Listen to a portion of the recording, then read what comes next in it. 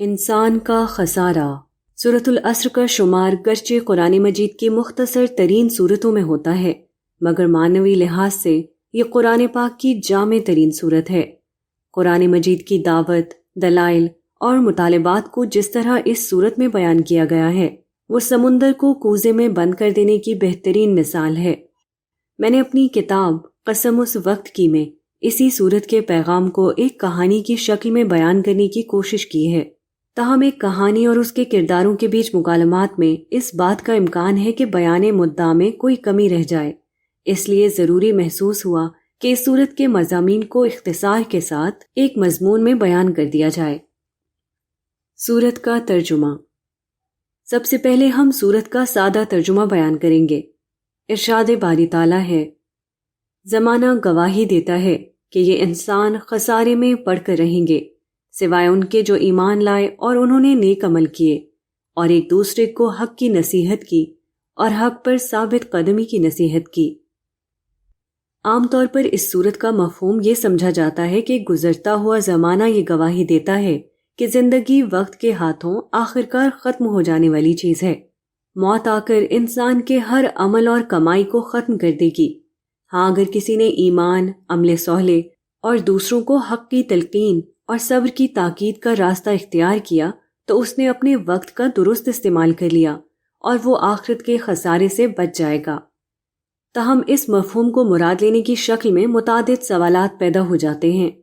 پہلا اور سب سے اہم یہ کہ زمانے کی گواہی جو ہر روز ہمیں اپنے سامنے نظر آتی ہے وہ یہ ہے کہ یہاں حلال و حرام سے بے پرواہ رہنے والے، خدا کی نافرمانی کرنے والے، اس کا انکار کرنے والے زیادہ کامیاب رہتے ہیں۔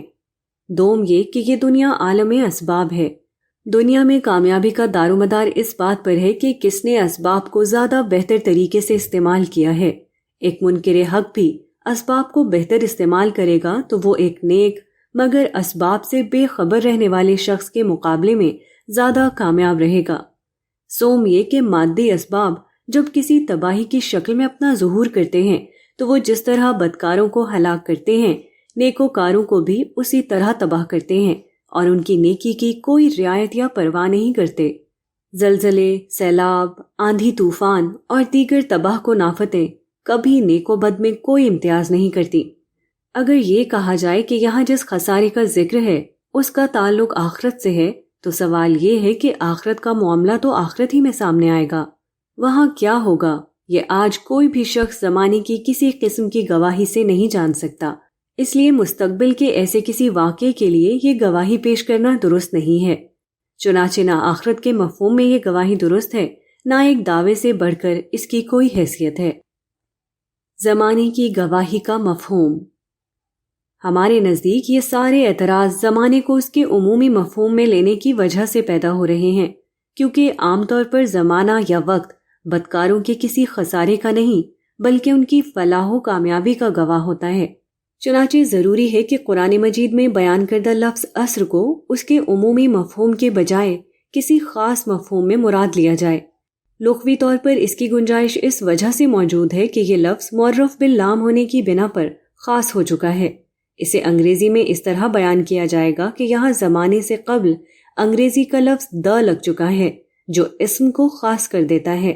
سوال یہ ہے کہ وہ کون سا خاص زمانہ ہے جو یہاں مراد ہے؟ اس کا جواب خود قرآن مجید وَذَكِّرْهُمْ بِأَيَّامِ اللَّهِ سورہ ابراہیم آیت 5 کے الفاظ میں دیتا ہے، یعنی یہ اللہ کے وہ دن ہیں جن میں اس کی عدالت اس دنیا میں اس طرح قائم ہوئی کہ لوگوں نے اپنے سر کی آنکھوں سے دیکھا کہ جن لوگوں نے ایمان و عمل صالح کی دعوت کو رد کیا وہ ہلاک ہوئے اور جنہوں نے مانا وہ بچا لیے گئے۔ یہ اسی وقت ہوتا ہے جب اللہ تعالیٰ کسی قوم کی طرف ایک رسول کو مبعوث کرتے ہیں۔ چنانچہ ان دنوں اور اس زمانے سے مراد رسولوں کا زمانہ ہے۔ ان رسولوں کا احوال قرآن مجید میں جگہ جگہ بیان ہوا ہے۔ پچھلے زمانے کے رسولوں کے یہ وہ قصے تھے جن کو کفار اساطیر الاولین یعنی پچھلوں کی کہانیاں کہہ کر ان کا مذاق اڑاتے تھے، مگر قرآن مجید میں یہ واقعات کفار مکہ کو اس حقیقت پر متنبہ کرنے کے لیے سنائے گئے کہ جب اللہ کے رسول کسی قوم میں مبعوث ہو جاتے ہیں تو پھر اس قوم کا فیصلہ اسی دنیا میں ہو جاتا ہے۔ ان کے کفر کی پاداش میں ان کو دنیا ہی میں ہلاک کر دیا جاتا اور اس عذاب سے انہی افراد کو بچایا جاتا جو ایمان و عمل صالح کے راستے پر چلتے تھے۔ پچھلی اقوام کے بعد رسول اللہ صلی اللہ علیہ وسلم کے ابتدائی مخاطبین یعنی اہل عرب اب اس خدائی قانون کی زد میں آ چکے ہیں، کیونکہ ان میں بھی ایک رسول مبعوث ہو چکا ہے۔ چنانچہ سورہ مبارکہ میں بطور دلیل رسولوں کی بعثت کا یہی زمانہ پیش کیا گیا جب اللہ تعالیٰ کی عدالت آخرت سے قبل اسی دنیا میں لگتی رہی، اور جس کے نتیجے میں آخرت میں دی جانے والی سزا اور جزا کا ایک نمونہ اسی دنیا میں عملاً قائم کر کے دکھایا گیا۔ چنانچہ اس صورت میں رسول اللہ صلی اللہ علیہ وسلم کے مخاطبین کو یہ بتایا گیا ہے کہ اب تمہارے درمیان بھی ایک رسول مبعوث ہو چکا ہے۔ رسولوں کا زمانہ تاریخی طور پر یہ گواہی دیتا ہے کہ رسول کی بعثت کے بعد اگر ایمان و عمل صالح کی راہ اختیار نہ کی تو خسارے اور ہلاکت کے سوا کچھ ہاتھ نہ آئے گا۔ قرآن مجید کی اس پیشگوئی کے عین مطابق آخری دفعہ سزا و جزا کا یہ واقعہ انہی کفار کے معاملے میں پیش آیا جو اس صورت کے ابتدائی مخاطبین تھے۔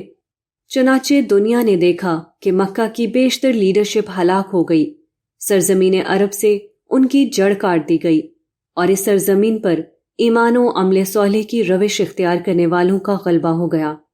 یہ واقعہ قرآن مجید کے علاوہ تاریخ کی مکمل روشنی میں ریکارڈ کر لیا گیا اور تا قیامت تمام انسانیت پر گواہی دے گا کہ انہوں نے اگر یہی راستہ اختیار نہ کیا تو روز قیامت خسارہ ان کا مقدر ہے۔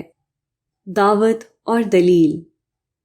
سورۃ العصر کی ابتدائی 2 آیات میں قرآن مجید نے اپنی دعوت اور اس کی ایک بنیادی دلیل کو جس اختصار مگر جامعیت کے ساتھ پیش کیا ہے وہ خود ایک قابل توجہ چیز ہے۔ پہلے دعوت کو لے لیجئے۔ قرآن مجید کی بنیادی دعوت آخرت کی نجات کی دعوت ہے۔ سورۃ العصر میں اس دعوت کو بڑے کمال طریقے سے خسر کے عنوان سے بیان کر دیا گیا ہے۔ یہ لفظ خسارہ اب اردو میں بھی انہی معنوں میں عام استعمال ہوتا ہے۔ رسول اللہ صلی اللہ علیہ وسلم کے مخاطبین کے لیے کفر کی صورت میں یہ خسارہ آخرت کے ساتھ دنیا کا بھی تھا، یعنی دنیا میں ان کا اقتدار، مال، عزت اور سب سے بڑھ کر جان بھی ہلاکت کی نذر ہو گئی، جبکہ ان کی اصل سزا آخرت میں جہنم کی وہ آگ ہے جس میں انہیں ہمیشہ رہنا ہوگا۔ یہی آخرت کا وہ نقصان یا خسارہ ہے جس کی وعید اب ساری انسانیت کو ہے کہ انہوں نے اگر اس دعوت کو قبول نہیں کیا تو آخرت کا یہ ابدی نقصان ان کا مقدر ہوگا۔ اس دعوت کی سچائی کی دلیل وہی ہے جس کو ہم نے اوپر رسولوں کے زمانے بعثت کی بنیاد پر پیش کی گئی تاریخی دلیل قرار دیا تھا۔ چنانچہ اس پہلو سے قرآن مجید نے انتہائی اختصار کے ساتھ اس تاریخی استدلال کی تفصیل کر دی ہے جو دیگر مقامات پر سینکڑوں آیات میں بیان ہوا ہے۔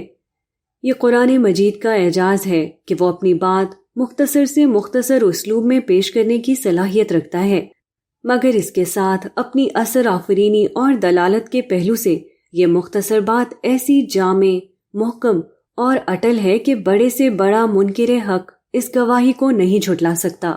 آج کسی بھی شخص کے لیے یہ تو ممکن ہے کہ وہ اللہ اور رسول کا انکار کر دے، مگر وہ اس تاریخی دلیل کا انکار کیسے کر سکتا ہے کہ رسول اللہ صلی اللہ علیہ وسلم نے اپنے مخاطبین کو آنے والی تباہی سے پہلے ہی متنبہ کر دیا تھا، اور پھر ٹھیک ان کی پیش گوئی کے مطابق کفار ہلاکت اور خسارے کا شکار ہو گئے۔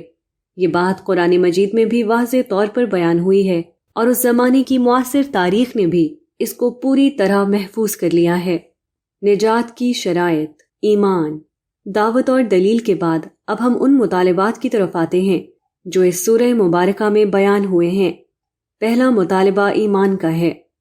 قرآن مجید دیگر مقامات پر ایمانیات کی اس فہرست میں توحید، رسالت، آخرت، فرشتوں اور کتابوں پر ایمان کو شامل کرتا ہے۔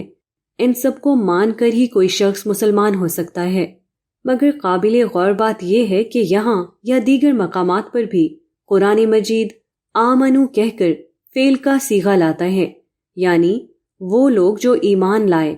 مراد یہ ہے کہ یہاں پیدائشی ایمان مراد نہیں ہے، بلکہ جس طرح صحابہ کرام نے اپنے آبائی مذہب چھوڑ کر حق کو قبول کیا تھا، ہماری بھی ذمہ داری ہے کہ ہم حق کو قبول کرنے والے بنیں۔ ہم الحمدللہ پیدائشی مسلمان ہیں۔ اب یہ تو نہیں ہو سکتا کہ ہم اسلام چھوڑ کر کوئی اور مذہب قبول کریں۔ ہم سے یہ مطالبہ ہے کہ ہم اس مذہب کی سچائی کو شعوری طور پر دریافت کریں اور پھر دل کی گہرائیوں سے اس کی تصدیق کریں۔ اس میں یہ بھی شامل ہے کہ ہم اپنے فرقہ وارانہ اور گروہی تعصبات سے اوپر اٹھ کر قرآن مجید کا مطالعہ کریں اور جو ماننا ہے اسی کی بنیاد پر مانیں اور جسے رد کرنا ہے اسی کی بنیاد پر کریں، کیونکہ قرآن ہی ایمانیات کی اصل کتاب ہے۔ عمل صالح۔ قرآن مجید جس ایمان کی دعوت دیتا ہے وہ کشش ثقل کو مان لینے جیسی کوئی چیز نہیں ہے کہ بس مان لیا اور پھر اس کا عمل سے کوئی تعلق نہیں۔ یہ ایمان دراصل انسان کے زاویہ نظر اور طرز عمل میں تبدیلی کا نام ہے۔ طرز عمل کی اسی تبدیلی کو قرآن مجید عمل صالح کہتا ہے، جو قرآن مجید کا دوسرا مطالبہ ہے۔ یہ اعمال صالح کوئی اجنبی چیز نہیں بلکہ عقل و فطرت کے وہی مسلمات ہیں جو ہر دور میں اعلیٰ اخلاقی رویوں کے نام سے پہچانے گئے ہیں۔ قرآن مجید نے جگہ جگہ ان کی تفصیل کی ہے اور ہم نے اپنی کتاب قرآن کا مطلوب انسان میں ان کو جمع کر دیا ہے۔ اسی عمل صالح کی ایک فرع وہ خدائی شریعت ہے جو خدا اور بندوں کے درمیان ایک مقدس عہد کی حیثیت رکھتی ہے۔ یہ وہ احکام ہیں جو دراصل اخلاقی تقاضوں ہی کو ایک قانونی ڈھانچہ عطا کرتے ہیں، جیسے ذکر کثیر کے مطالبے کی قانونی شکل 5 وقتہ نماز ہے، یا پھر زنا سے بچانے کے لیے مرد و زن کے اختلاط کے موقع پر کچھ احکام دے دیے گئے ہیں۔ یہ احکام وہیں دیے گئے ہیں جہاں عقل انسانی اپنی طرف سے کوئی حتمی فیصلہ کرنے سے عاجز رہتی ہے۔ حق اور حق پر ثابت قدمی کی تلقین۔ آخری مطالبہ یہ ہے کہ جو شخص خود حق کو اپنی زندگی بنا لے، اس کا کام یہ نہیں کہ وہ معاشرے کے خیر و شر سے بے نیاز ہو کر زندگی گزارے، بلکہ لوگوں کی یہ ذمہ داری ہے کہ اپنے قریبی حلقے میں دوسروں کو جب جب خلاف حق کچھ کرتا دیکھیں تو انہیں حق کو اختیار کرنے کی تلقین کریں۔ یہاں خیال رہے کہ الفاظ حق کے استعمال کیے گئے ہیں۔ اس کا مطلب یہ ہے کہ جس چیز کی تلقین کی جا رہی ہے وہ کوئی اجتہاد، کسی کا فہم یا کوئی ایسی چیز نہیں جس میں ایک سے زیادہ آراء پائی جا سکتی ہوں، بلکہ یہ وہ مسلمات ہیں جن کے حق ہونے پر سب متفق ہیں۔ یہ ظاہر ہے کہ وہی ایمان اور عمل صالح ہیں جن کا ذکر پیچھے ہوا۔ اس کے ساتھ وہ ساری اخلاقی مسلمات اس میں شامل ہیں جن کو فطرت انسانی مسلمہ طور پر مانتی اور سماج مسلمہ طور پر اچھا یا برا سمجھتا ہے۔ یہی وہ چیزیں ہیں جن کو قرآن مجید میں معروف و منکر کہا جاتا ہے، جیسے سچ اور جھوٹ، عدل اور ظلم، امانت اور خیانت وغیرہ۔ اللہ تعالیٰ نے بات یہی ختم نہیں کی بلکہ حق کی تلقین کے ساتھ یہ بھی توجہ دلائی ہے کہ اس پر صبر کی تاکید بھی کی جائے۔ اس سے یہ بات واضح کی گئی ہے کہ حق کے یہ تقاضے نبھانا ایک سخت مشکل کام ہے۔ ان پر عمل کرنے کے لیے ضروری ہے کہ انسان میں صبر کا اعلیٰ وصف پایا جاتا ہو۔ کوئی شخص کبھی ڈگمگانے لگے تو دوسرے کی یہ ذمہ داری ہے کہ اسے حوصلہ دے کر سہارا دے اور ثابت قدمی کی تلقین کرے۔ اس آیت میں تواصع کے الفاظ سے یہ بات بالکل واضح ہے کہ یہ کام لوگوں کو اپنے گرد و پیش میں باہمی طور پر کرنا ہے۔ عام زندگی میں کوئی بھی شخص کسی وقت بھی ڈگمگا سکتا ہے، چنانچہ یہ عین ممکن ہے کہ ایک موقع پر ایک عالم ایک عامی کو نصیحت کرے اور اگلے دن خود عالم کے لیے حق پر قائم رہنا مشکل ہو جائے۔ ایسے میں ایک عامی اسے حق پر ثابت قدمی کی تلقین کر سکتا ہے۔ اس دائرے میں ہر شخص دائی بھی ہے اور ہر شخص مدعو بھی ہے، اور چونکہ معاملہ کسی علمی، فکری اور فقہی مسئلے کا نہیں بلکہ حق کا ہے، اس لیے ایک عام آدمی بھی کسی خاص شخص کو صحیح بات کی طرف توجہ دلا سکتا ہے۔ یہی وہ آخری مطالبہ ہے جو معاشرے کی اصلاح کا ضامن ہے۔ ایسے معاشرے میں لوگ خود ہی ایمان و اخلاق کے تقاضے پورے نہیں کرتے بلکہ اپنے ماحول میں بھی ان کا شعور پوری طرح قائم رکھتے ہیں۔ اس ضمن کی آخری بات یہ ہے کہ جس شخص نے یہ سارے تقاضے پورے کر دیے وہ یقینی طور پر خسارے سے بچا کر جنت میں داخل کیا جائے گا، لیکن اگر کوئی شخص سارے تقاضے نہیں نبھا سکا یا پوری طرح نہیں نبھا سکا تو اس کا مطلب یہ نہیں کہ ایک مطالبہ بھی کم ہوا تو جہنم یقینی ہے، بلکہ اب اس کا مقدمہ اللہ کے حضور پیش ہوگا اور پھر وہ اپنے علم و حکمت کی بنیاد پر جو چاہیں گے فیصلہ کر دیں گے۔ البتہ جس کو اپنی نجات کو یقینی بنانا ہے اس پر لازم ہے کہ ان تمام تقاضوں کو باہتمام و کمال پورا کرنے کا اہتمام کرے۔ جہاں رہیے بندگان خدا کے لیے رحمت بن کر رہیں، باعث زحمت نہ بنے۔